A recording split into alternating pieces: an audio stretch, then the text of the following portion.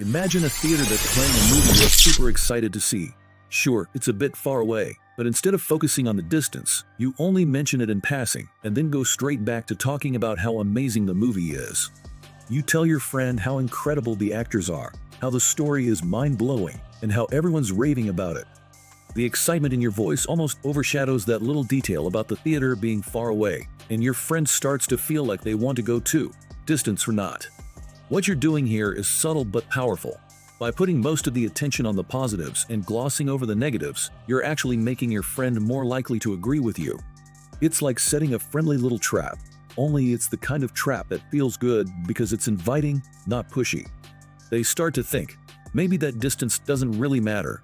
The beauty of this is that your friend probably isn't even aware of how much your phrasing is nudging them toward that decision. The surprising part, most of us don't even realize we can do this in everyday conversations.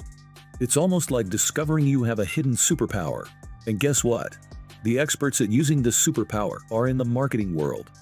These folks have turned this skill into an art form, using it every day to make us want to buy things, watch things, or even support things we hadn't planned to.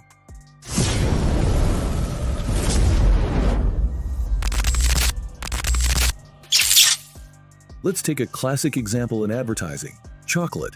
Picture an ad that says the price of a chocolate bar has been lowered. It grabs your attention because who doesn't want a good deal on something delicious? The ad is designed with big, bold text showing that price drop, making you feel like it's a deal you can't pass up. But here's the twist. If you look closely, you might notice that the weight of the chocolate has been reduced too. So, while the price per bar might be lower, you're not actually getting as much chocolate as you used to. It's a bit like a magic trick, where they show you the tempting price but hide the fact that you're getting less. This little trick works because the ad taps into a basic human response. We love a good deal, and we hate missing out. By showing us that lowered price, the ad plays with our natural tendencies to save money and get the best value. They give us a deal that feels exciting, even if it isn't as great as it looks. It's a small mind game that often works without us realizing it, making us reach for the chocolate bar even when we might not be getting quite as much as we think. When you understand how this technique works, it changes the way you look at everyday situations. You can start to make better choices, whether you're thinking about agreeing with a friend, deciding what to buy, or seeing through those little tricks that advertisements use. Knowing how these mind games work gives you an edge in all sorts of situations.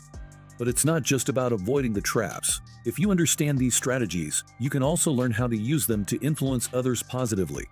Imagine being able to make your points stronger, help people see things from your perspective, or even encourage them to try new things, all without them feeling pushed or pressured. It's like having a toolkit that helps you understand people better and influence them in a way that feels natural and easy. If you want to learn more about these hidden techniques, subscribe to my channel. I'll show you how to recognize these strategies in everyday life, give you insights into understanding people on a deeper level, and even help you build your own skills for influencing others. It's all about seeing the world through a new lens, one where you have the upper hand because you know how to spot and use these subtle mind tricks.